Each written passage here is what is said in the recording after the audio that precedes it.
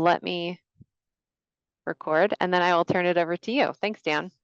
Awesome, thank you.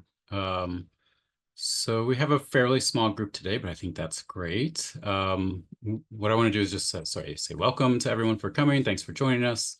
Gonna introduce sort of the people that are here. Gonna be on the team presenting today. So Mike Brubaker has been an advisor at Pitt for a long time, but he's the advising technology manager for the university, and he'll be giving us a little bit of specific information about some tools that we have at Pitt that could help us transform our office hours.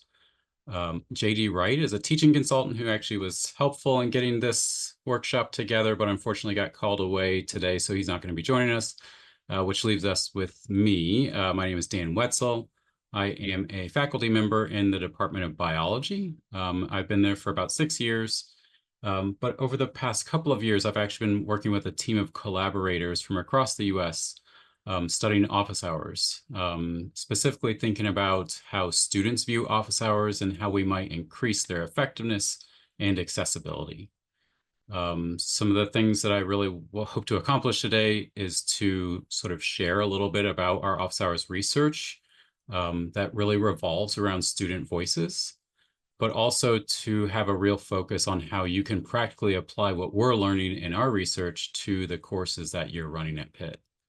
To do this, just give a quick outline of what we're doing. So first, we're going to think a little bit about our current practices of office hours and explore what students think about them.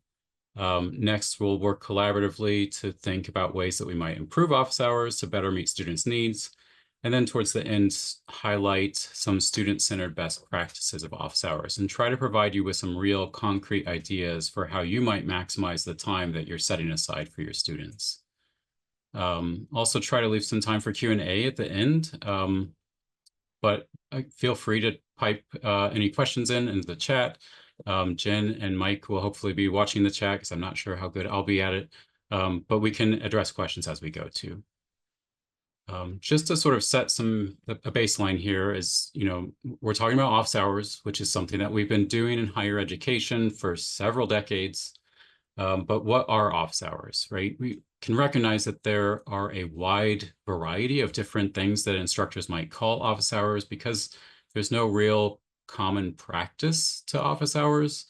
But this workshop is primarily going to focus on what we might consider as like drop-in office hours. That is time that an instructor is going to set aside outside of their class time, where they're setting it aside specifically to interact with students, communicate with students about what's going on in the course, questions they have in the course content, things like that. But many of the things that we're learning from the research that we're doing on office hours, and I hope some of the things that we talk about today, could be applied to a wide variety of different styles of office hours. The first sort of question I guess I'm going to pose to this small group, but one is worth exploring, is why are office hours beneficial for students, right? What do students gain from attending office hours events? So if you're comfortable, feel free to throw in the chat what you think are good reasons why students might go to office hours.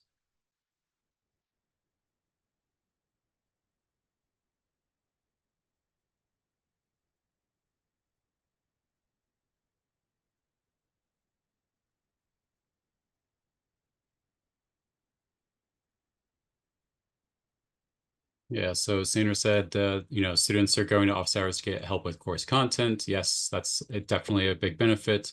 That's in fact how we often promote office hours to our students. Looks like Rebecca said that, you can have informal conversations with faculty to help get to know students on a more personal level, which is awesome. That is something that can definitely happen in office hours because it's typically in a smaller setting.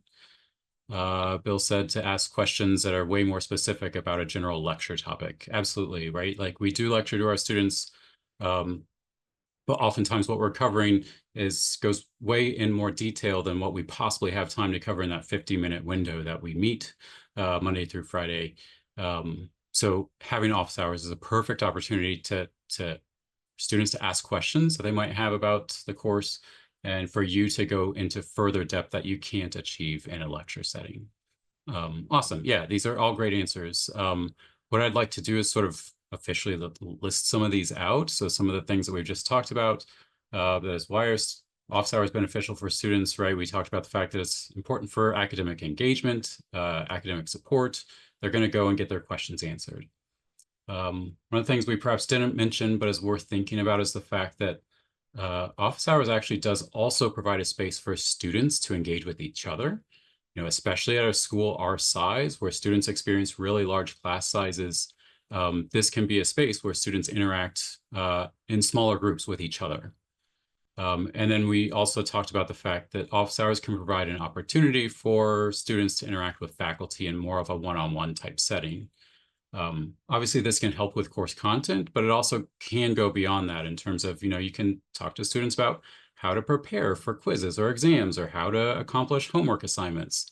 So maybe think about things like metacognition. Can also go beyond this in terms of thinking about giving advice to students about life goals or things that they are doing at college, maybe some mentoring or networking opportunities that go well beyond the scope of what's going on in your course. Now, what you may not be aware of, and what I can promise you students are not aware of, is that this last bullet point here, this student-faculty engagement that we can achieve in office hours, can have much larger impacts on their success than just what's going on in your course. So specifically, there are decades of research showing that there's strong positive relationships between student-faculty engagement and many metrics of student academic success. So these are going to be things like positive associations between students being engaged with the faculty and classroom engagement, their confidence in their academic skills, their satisfaction with the college experience, and their sense of belonging in college. I didn't put up here, but it also is correlated with their GPA. All of this sort of can contribute to students' persistence and retention in our institutions as well. I'm going to give you one more secret with a survey that was actually done with Pitt alumni, is that some of these impacts of student-faculty engagement appear to last outside of college too. And that is, a couple of years ago, Pitt surveyed our own alumni to ask them about their experiences while they were a student and how they're doing now as alumni. And what we found is that alumni who report that they had strong student-faculty engagement, positive student-faculty engagement when they were undergraduates, are way more likely to report that they are engaged as employees and that they have a positive sense of personal well-being. So I guess sort of to answer the question, why are office hours beneficial for students? I think in addition to the reasons that we already gave, office hours represents a really perfect opportunity to engage with students and the types of support that can have long-term consequences for them, right? Both while they're in college and apparently post-graduation as well. And it's actually not just about doing well in your classes. So one of the problems with this, as you may or may not be aware of, is the fact that anecdotally, we know that students don't really go to office hours. So office hours represents this really great resource. That's what I'm pitching it as right now. And it's this thing that we do across all of higher education, right? It's been going on for many decades, but students don't go. So why aren't students going to office hours is really the type of question that we should address. And it's one that I want you to think about for a minute. Unfortunately, because there isn't a lot of research in this area, we know relatively little about how office hours works. It's something we've been doing for a long time, but no one's studying it. One of the many things that we know very little about is why students aren't going to office hours. So it'd be great if you could take a minute, think about this, and maybe if you have an answer to this question, throw it in the chat. What do you think is keeping students from coming?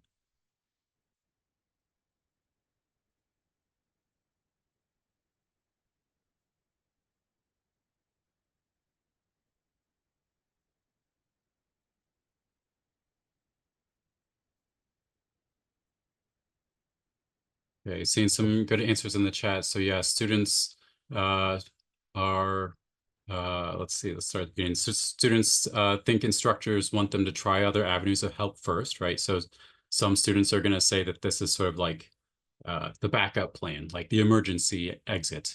That's when they're going to use office hours only in emergencies. Students often don't have time to fit office hours into their schedule. Absolutely.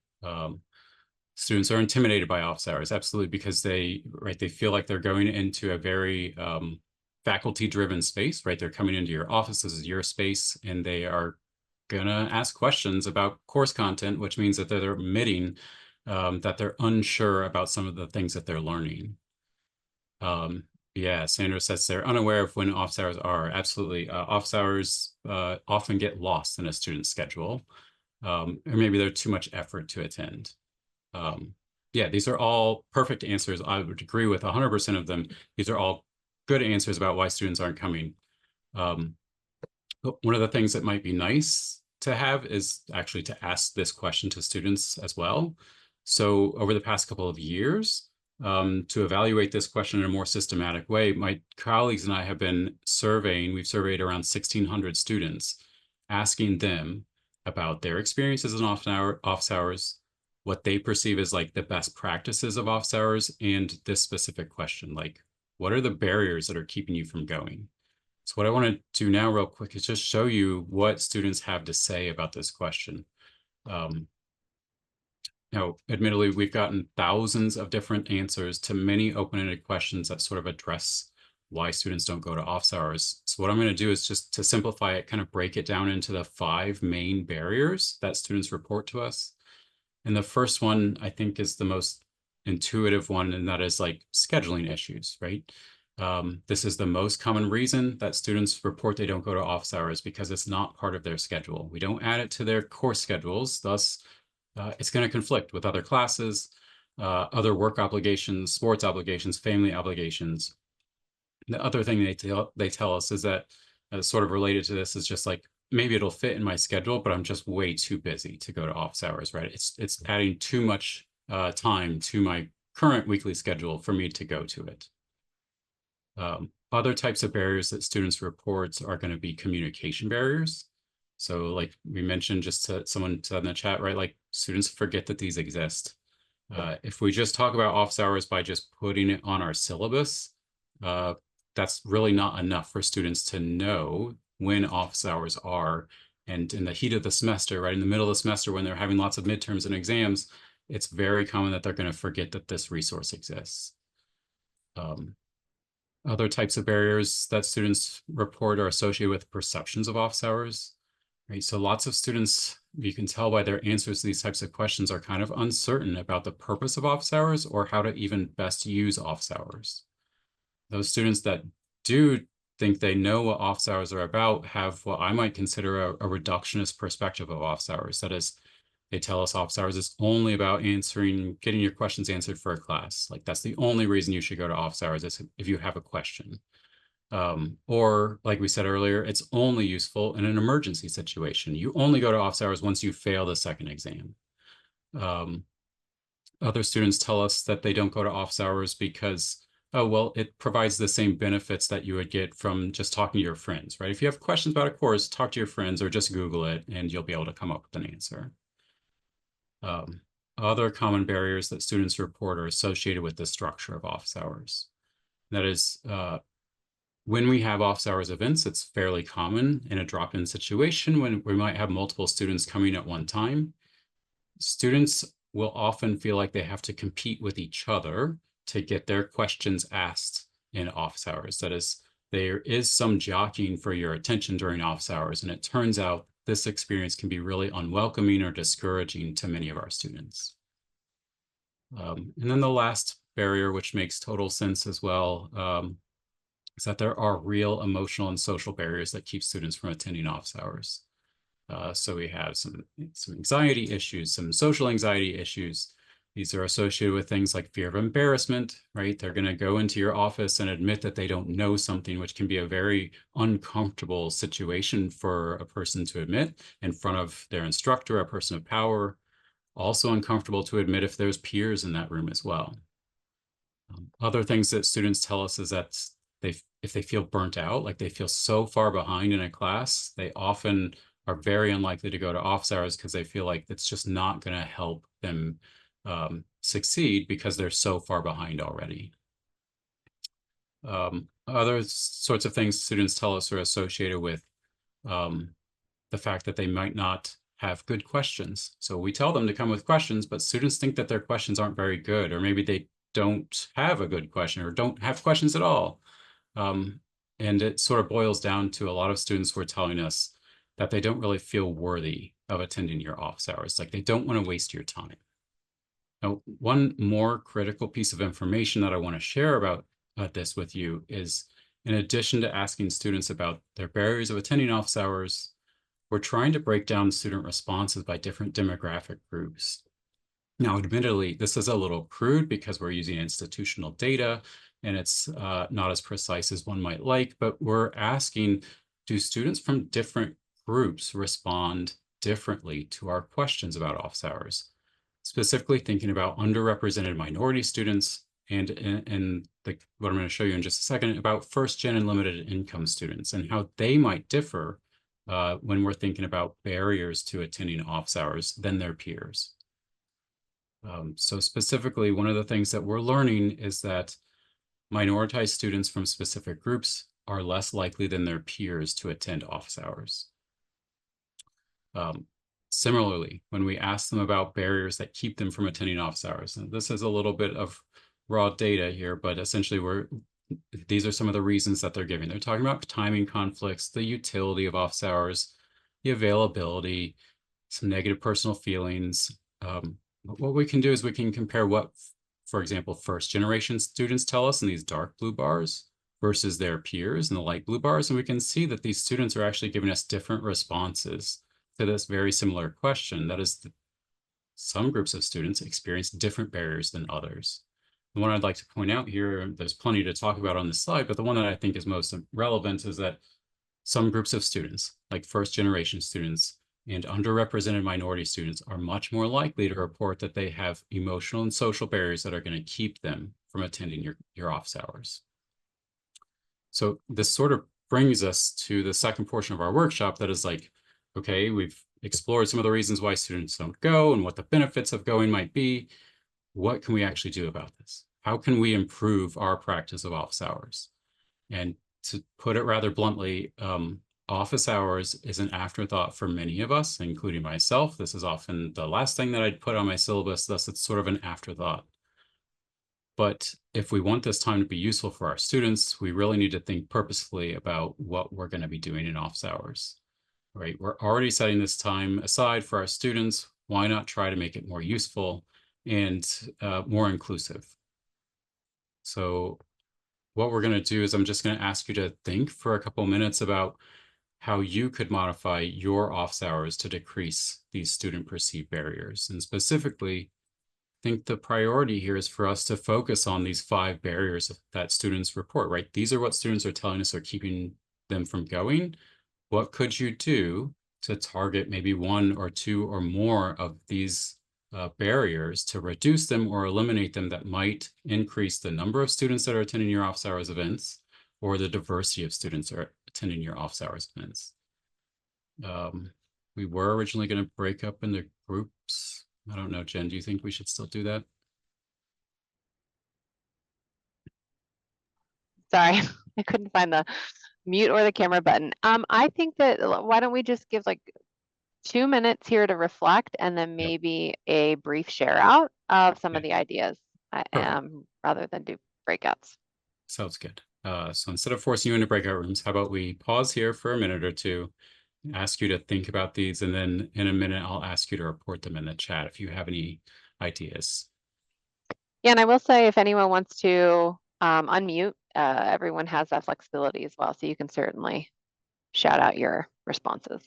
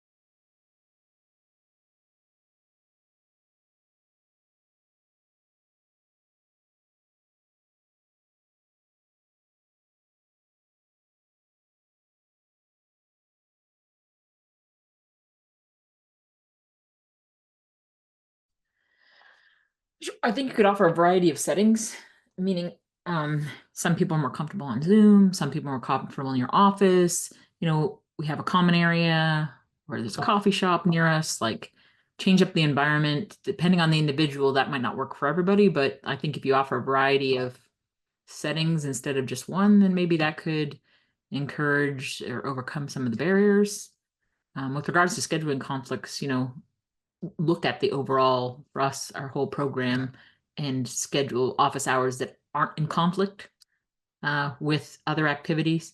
We often pick noon time for those types of things because the students get a break, but sometimes a student actually might want to eat. So do it at 4 o'clock or something, or 8 a.m., something slightly different. Anyways, there's a couple suggestions. Yeah, this is awesome.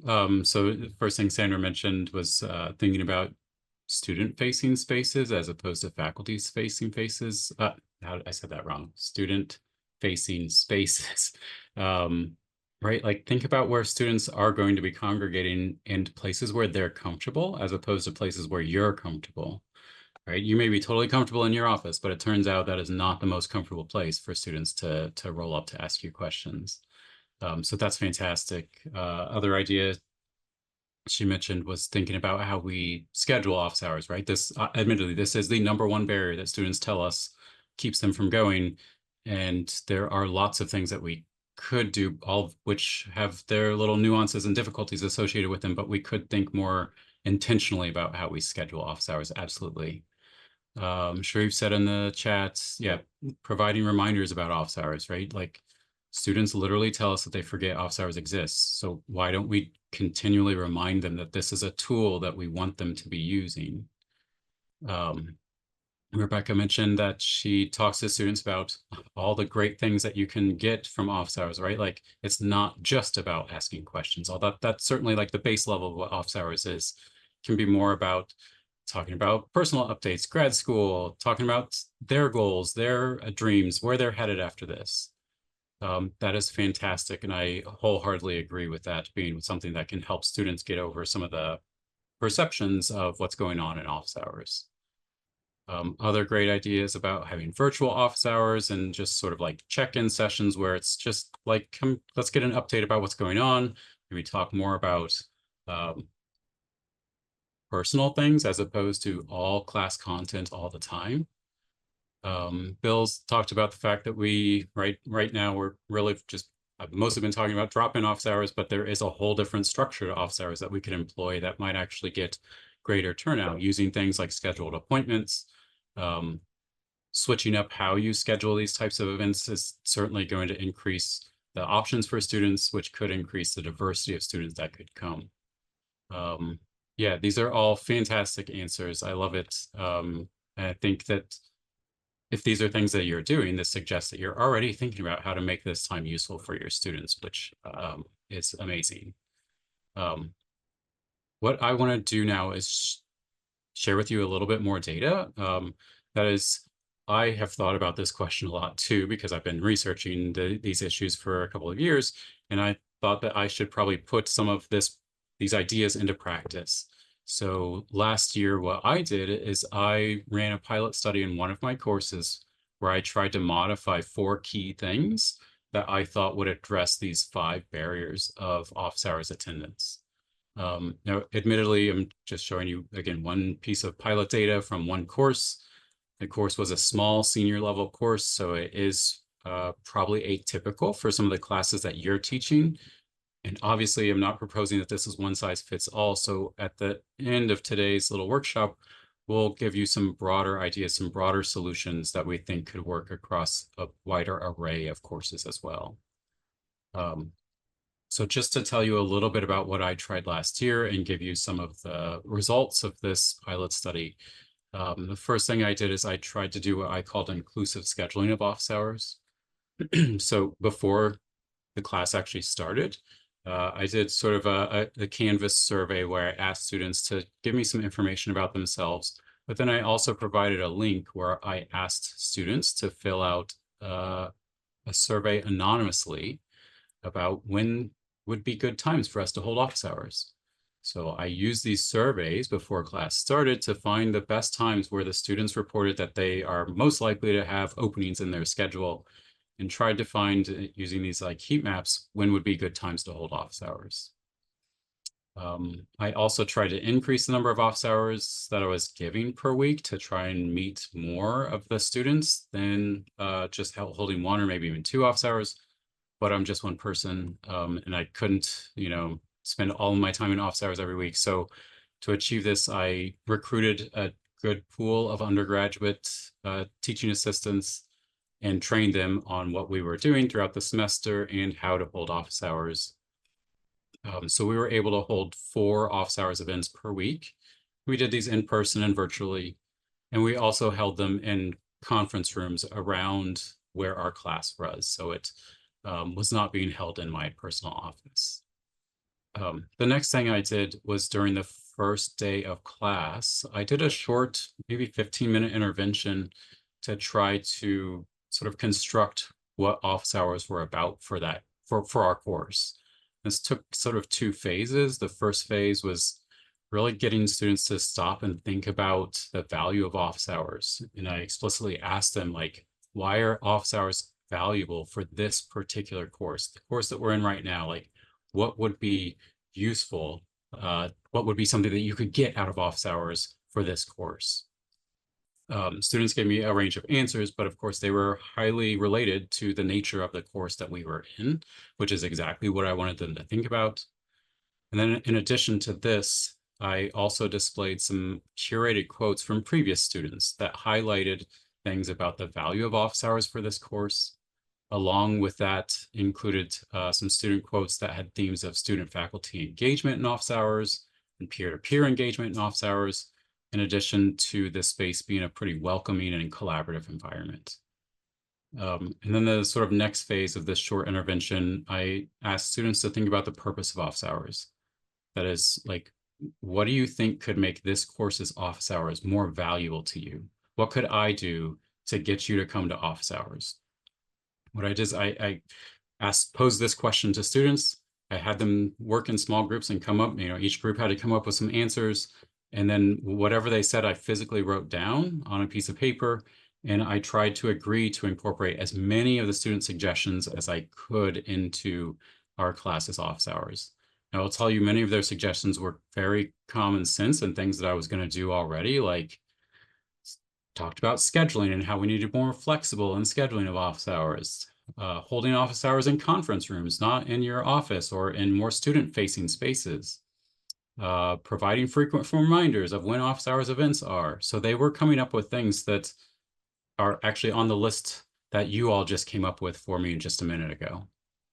The goal of this short intervention was to try to promote the perceptions of value of office hours, while also creating some sort of agency or ownership over the space of office hours, right? If they helped construct it, then it's a space for them that they helped design, with the intention of them having better perceptions of what's going on in office hours, and also try to combat some of these emotional and social barriers that were keeping them from going. The next thing I did was to try to improve communication around office hours. So I renamed office hours to something that I thought was going to be more meaningful to the students. I called them study sessions. I provided lots of reminders about office hours, both the purpose and the timing of office hours. And I did this at least once a week in class and at least once a week on Canvas. And then I tried to provide a somewhat personalized email invitation to each student around about the second week of the class to try to encourage them individually to come to office hours. And then the last thing that I wanted to do is, I really wanted to give students a reason to attend office hours that's not just focused on coming with questions. So before the class started, I came up with a weekly topic for each of my office hours that contained some content that was relevant to the students. And the idea here was not to produce a separate recitation section or a separate lecture section, but really just, could I come up with a short 10-minute piece of like bonus content that would help the students like get over the hurdle of seeing value in coming to office hours. It also provided some structure to the office hours. In practice, what this looked like is, I would know specific parts of the semester where students would struggle with specific concepts. So I might give a key concept review in my office hours that week about this thing that I know they're going to struggle with. Or I might give an extra practice problem in office hours that is going to help them progress in their learning in the course, but is not necessary to do in order to succeed in the class. Then because this was a senior level course, I also did a little bit of career prep. So I explicitly said, like, this week we're going to talk about resumes and how to structure them for 10 minutes in office hours. Or this week we're going to talk about how to ask for letters of recommendation for from your faculty. Now, all these materials that I was coming up with for each week got posted to Canvas. So students who couldn't go to office hours had access to it as well. Sort of the big question then is like, okay, I tried these 4 things, did this for the course of a semester. How did any of this work? I did collect data from my students. So one of the pieces of data I collected were attendance data. And so what we have here is the weeks throughout the semester. So each one of these dots represents a week and what proportion of the class was attending. Now I will tell you that in previous years when I've taught this exact same course, I got somewhere between 0 and maybe 6 to 8% of students showing up each week. So a relatively small portion of the class was coming to office hours each week. However, when I ran this iteration of the course with these 4 things, these 4 interventions that I did associated with office hours, here's the data we got. That is, we saw a drastic uptick in the rate at which students were coming to office hours. So specifically, we looked across weeks, on average, 1/3 of the class was coming to office hours each week. At the end of the semester, I asked students how much they attended office hours, and 70% of students said that they came to at least one office hours event for the class. And if I compared these data to the previous year's office hours attendance, what I found is that there is roughly a 400% increase in office hours visits year over year. So I believe that these attendance data show that students went to office hours more, and likely it's because of some of the things that I was doing, but it could totally just be that I got a batch of students who loved office hours and always went to office hours for all their classes. So in addition to some of these attendance data, I also surveyed students and asked them about their office hours usage for my course versus other courses. And I'm just going to show you 2 pieces of data that support the idea that they were going more to office hours for my class. So at the end of the semester, I asked students on a survey compared to a typical class, how did your uses of office hours differ for my course, which was biostatistics? And we saw half the students saying that I went more often to office hours for your course than a typical course, and about the other half the students saying they went about the same. So this suggests that many students were attending more frequently than they typically do. The other piece of information I asked is I actually asked them a question at the beginning of the course before the course started. I said, how often do you attend office hours for a typical course? And what the student said is what you might expect. You know, a couple students are high frequency users. They usually go to most of their courses office hours. A couple of students told us that they rarely go to office hours, but most students said like, oh yeah, I occasionally go to office hours. So those are represented by these 2 middle chunks here. But then at the end of the semester, I asked students the same question, but this time I asked for this specific course, how often did you go to office hours? And here we see a different distribution. That is, we see that students were going to office hours much more frequently. Many more students were reporting that they attend weekly than they did for a typical course. And so 2 things, these data corroborate the attendance data that we have. So this piece of data tells us that, yeah, 1/3 of students are saying they went weekly, and our attendance data support that. And 2, this suggests to me that students were using office hours more frequently for this course, likely because of the things that we did in the class. There was a question in the chat. I'm trying to catch back up. I think I missed how large is the class. This class was very small, so fairly atypical. This was a class of 32 students. So again, this isn't one size fits all. This is one idea for one particular course, but I think some of the things that we're learning can be transcribed, I guess, to other types of courses as well. So in summary, these attendance data and these survey questions tell me that I'm fairly confident in saying that this approach worked to getting students to turn out to office hours. So can we improve office hours? I think the answer here is yes, that we can modify our approach, because at least in this scenario, this one example, what I did have impacts on student attendance rates. But I'm going to preface this by telling you that not all office hours interventions work. Right? Anecdotally, I've been talking to lots of faculty about office hours over the past several years, and they tell me that, oh, I tried X and it didn't really seem to change anything, or I tried Y and it didn't really change anything. I'm going to advocate that if you were to change anything with your office hours, you should make sure that you're targeting student barriers of attendance. Right? These are the things that we should be focused on, thinking about if we want to change anything associated with our practice of office hours.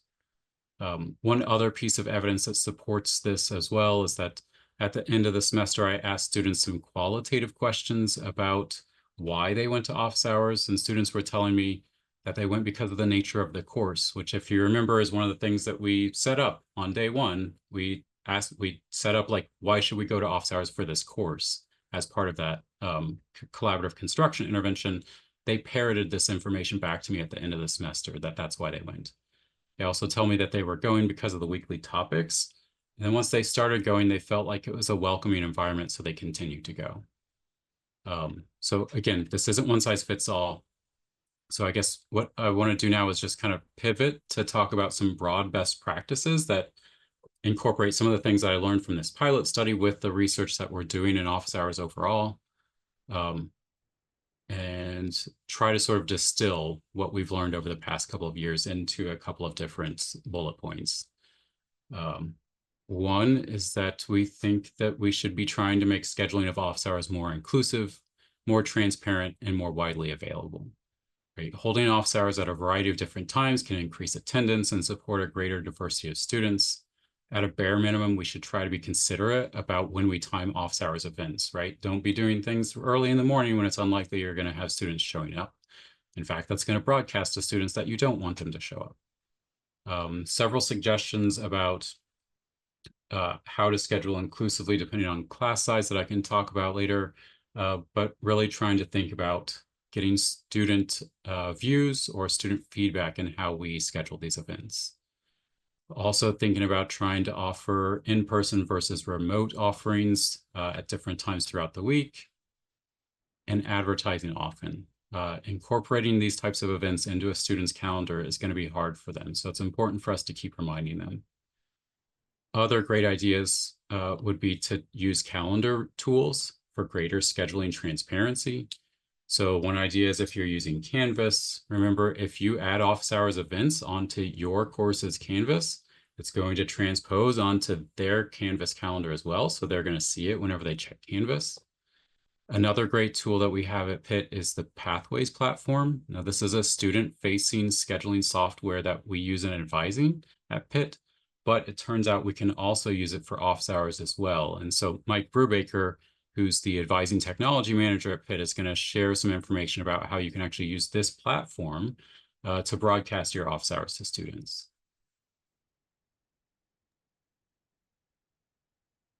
Yeah, thanks, Dan, for allowing me to join the session here and kind of talk about Pathways and how it can be used.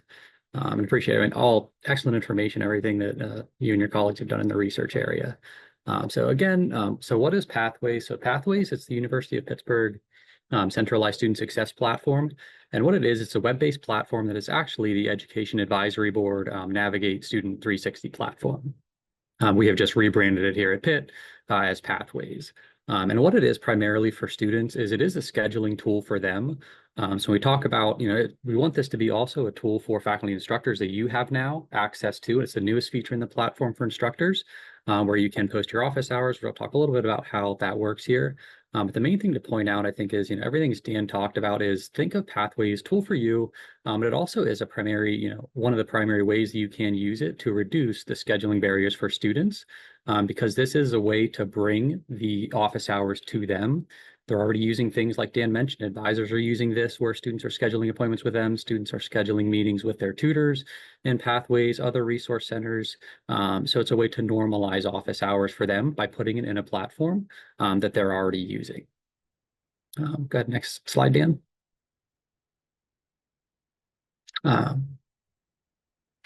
So it takes about 5 minutes to set it up. So you can first sync your calendar if you're using it to hold office hours by appointment. It's definitely recommended because it'll eliminate some of those scheduling barriers. It functions very similar to other scheduling platforms that you might currently be using for Pathways or for your to schedule your office hours. But again, the benefit of using Pathways as the scheduling platform is something they're already familiar with. And then after you do sync your calendar, if you're using it for appointments, or if you're using it to post drop-in hours, you also do just have to take a few minutes to create your availability, and it's listed by course. Next slide, Dan. So how does it work? So again, after you set up your availability in the platform, it'll provide you with a personal availability link that you can then use this link. You can send it out to students via email. You can post it on Canvas or on your syllabus, and it'll show those students when they click the link. Go ahead and advance one click, Dan. After they click the link, this is what they'll see. So you can either use Pathways to post drop-in office hour availability, or they click your link, they can see the time that you're available, and then any information that you'd like to provide to them, they can see that in the scheduling workflow. And then if you're posting it for office hours on the right-hand side image, that's a little bit what it looks like, where again, they can choose the appointment time that they like to be able to come and see you in your office hours. Next slide, Dan. And on the last slide here, so again, you'll receive a copy of this. You can use the QR code. This takes you to our the faculty resource area on the Pathways site. We have frequently asked questions. We have resources that show you how to use and set up your office hours, as well as video tutorials that walk you through that. And again, we also have an email. You can email us at pathwayshelp@pitt.edu if you have any questions and you'd like to hear more about the tool. So, thanks, Dan. Awesome. Thanks, Mike. Yeah, so I think that this is a great tool for us to consider using if we want to be really transparent in our scheduling of office hours, because like Mike said, it lets students see when your office hours are, or it can let them schedule. If you want to have scheduled office hours, this is a great tool for that. And this is something that students are already using on our campus to schedule all sorts of other meetings as well. We sort of get back to other best practices that we're thinking about associated with office hours. I think one of the keys that we need to do is try to improve our communication about office hours. Specifically, one of the things that's probably the lowest hanging fruit for me would be to consider the branding of office hours, because right now I don't know that it's the most effective name. Right? So a simple change might be just to change the name to something that's more informative or more relevant to students. Can also try to be more explicit in our purpose, our format, and our value of office hours, and how this resource in particular differs from other resources like talking to your friends or looking things up on the internet. What are the things that you can get from this resource that those avenues aren't going to be able to provide to you? Also recommend providing frequent reminders and encouragement to attend these events like we sort of already mentioned. And then finally, tell students about your office hours. So oftentimes as a faculty, we just put these events on our syllabi and sort of let it go from there and assume students know what to do with it. But remember that our data tell us that students don't really know what office hours are for, or they have sort of limited perspectives of what they're for. They certainly don't know what to attend or what to expect if they attend. And also remember that all of us approach this time somewhat differently, so that their experiences in one office hour might not be what they are going to expect in your office hours. So spend time explaining what your expectations are for this time and what you think students can get from it. And then finally, think about building supportive environments around office hours. And this can take a lot of different forms, but one idea is to try to solicit and use student input in what office hours are going to be like for your class.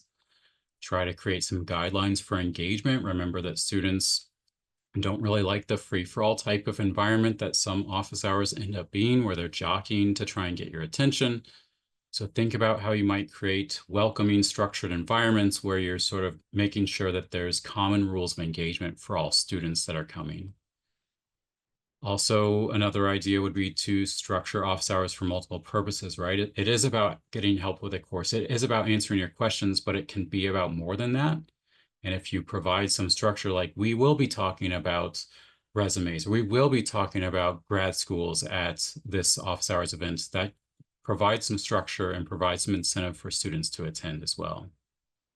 And then finally, when possible, and if you're comfortable doing it, I think it's a great idea to try to be open to and encourage discussion that's not focused on course content in these events, right? This is how humans actually interact in the real world, and it's how we build connections. So you can help students build connections with each other by doing this, and you also help them build connections with you. And I will tell you that of all the barriers that students have reported, we also asked them about some of the best things about office hours, and students really love connecting with their faculty in office hours. Like they feel like they actually make a personal connection there when you do things like this. And this is what really builds strong student-faculty bonds. Also, this can open the door to other mentoring and networking type of opportunities that are great for our students. So these are sort of the 3 bullet points that we really wanted to get across. And I think Jen, oh yeah, awesome. Jen just put this in the chat. We do have it in PDF form, so it has a little bit more information. So if you want to check that out, I encourage you to try to use some of the things that we talked about today in your class and some of these broader ideas. Think about how that might scale to some of the classes that you're teaching. We do have some information posted on a website for the Center of Teaching and Learning, which is the QR code over here on the left for some office hours resources. And then if you have time or would like to share your thoughts about our workshop today, feel free to use the QR code on the right to fill out a quick survey. Otherwise, I'd like to thank you all for coming, and we have plenty of time to answer questions if you have any questions about anything that we've talked about so far. Dan, there's a couple of good ones in the chat, and I just wanted to help you find them because I buried them in some of the posts I made. But Jane had a really great question about how to think about enhancing office hours utilization if you're teaching a large lecture class. So if you have over 400 students versus 32 students, if you have 50% of your students attending office hours any given week, it might become an entirely different environment. So what are your suggestions or thoughts on how faculty can use some of these tips in a larger class? Yeah, so that is an excellent question, and one that I am wrestling with myself, as I do occasionally teach large lectures and haven't implemented a lot of these techniques into those classes yet. And if we're thinking about this from a research perspective, something that's key for us as researchers of office hours practice to actually figure out what's functional here, because you certainly wouldn't want even 30% of a 400-person class showing up to your office hours events, because then it just turns into a literal free-for-all type event. There are different strategies that we've thought of, but we haven't tested these explicitly. So one idea would be to try more of a dilution effect. So can you recruit additional excellent and well-trained UTAs that could offer office hours throughout the week, knowing that students probably preferably going to pick you sometimes to go to your events, but can you dilute the pool of students coming by having more offerings each week? I know that's not the best solution, but it is one, and probably the only one that's at the top of my head right this moment. And Bill also has a good question here. He's wondering if the themed office hours discouraged attendance for students that just had more routine questions, just seeing the chart in comparison to the never category actually growing in some of your data. Yeah, that's an excellent question. And I will try to jump back to that graph because it just going to pull it up. I will tell you that I did ask students at the end of the semester, for those in this pool that didn't come, I asked them explicitly, like, why didn't you come? There was only 8 students in this pool. 7 of the 8 said they didn't come because of scheduling conflicts. 1 said that they didn't come because they had anxiety about coming to office hours. So none of them told me explicitly that they weren't coming because of the things I was doing. And I'd also point out that it does make sense that we see a jump in the never category here, because in the previous question, we're asking students to reflect back on their 3+ years at Pitt and thinking about like a typical course. comparing that to a very time constrained, very real snippet of time for this specific course. So I find the red bar surprising, right? The growth in weekly attendance, I find surprising. The growth in the purple bar at the bottom, I actually don't find that surprising because we're asking about 2 different units of time. But to answer the question, none of the students reported that that was a barrier to them attending, at least for this course. So slightly different for my online courses. When we first started doing the online courses, we let them do it online, period, and they felt that disconnected was the feedback that we got from students. So about every 3 lectures now, I give a synchronous touch point, which is basically sort of what you're rebranding your office hours to be, right? And we go over the content of the first 3 lectures and discuss it. Some students are actually taking an online course but are physically available, so I have an opportunity to meet in person, but I also offer the online link for those individuals who are not in the city. And so attendance there, because I tell them it's optional, but they all attend because they want to hear that discussion.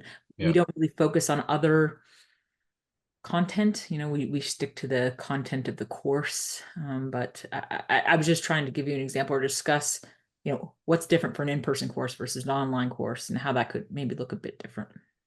Yeah, absolutely. In fact, that reminds me of when we were all doing COVID teaching. I did something similar where I would have, it was a flipped class in nature. We would meet on Tuesdays to do content stuff. Like we would actually meet on Tuesdays on Zoom, and we would have some activity that we would do as a class. But then on Thursdays, when that was my other meeting time, that was office hours. Essentially, that was the time where you were supposed to learn this on your own by watching a video and reading the textbook. Let's actually sit down and talk about what was being covered for students who wanted to attend. Now, that's fantastic to hear that a large pool of your students are actually coming to this optional event. I'll tell you, in my experience, I was not getting a large pool of students to come when I did this, but again, that was COVID times and everything was online and they were all Zoomed out. So perhaps things have changed, or perhaps you're selling this time as a better use of their time and thus they're attending. Or the other factors are the graduate students. So it's a much smaller class. Yeah. It's not 300. Sometimes it's, can be between 5 to 10 students. And so that could be influencing it as well. Yeah, absolutely. I mean, I do love that they're attending. I also would say, if you would consider, what else could you talk about career paths during some, I don't know, the later office hours events? Could you add bonus things without stressing yourself out too much? I think that would allow the students to get more value from the events than just content as well. Yeah, I think it's a good idea. Thank you.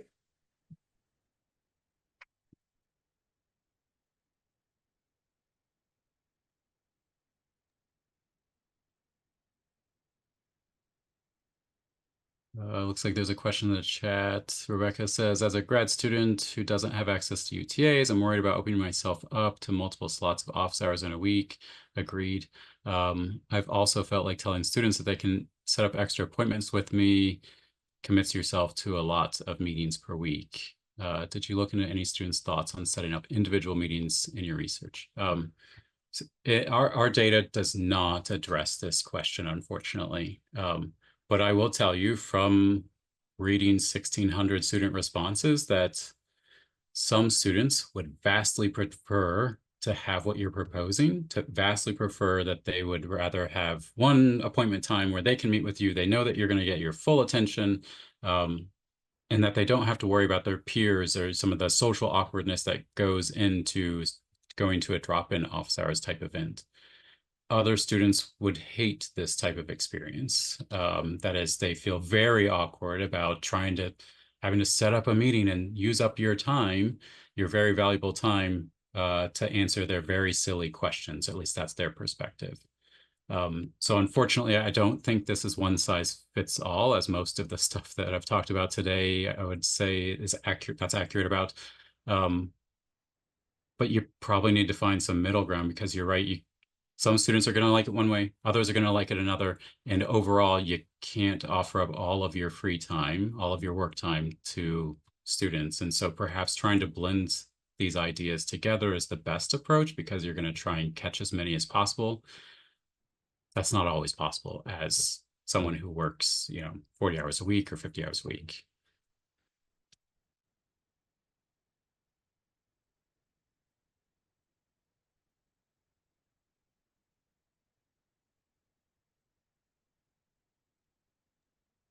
Any other questions?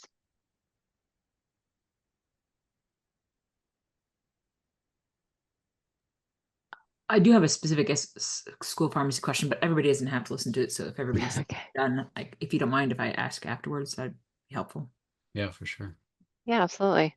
Well, thank you all for attending, Dan. Thanks so much for this presentation. I think it's fascinating research. It gives everyone a lot to think about and different scenarios that they could take away in their own specific class experiences. So yes, please take a look at all of the office hours resources that we have posted in the chat and at this website. And if you could share your thoughts about the workshop, we'd appreciate your feedback.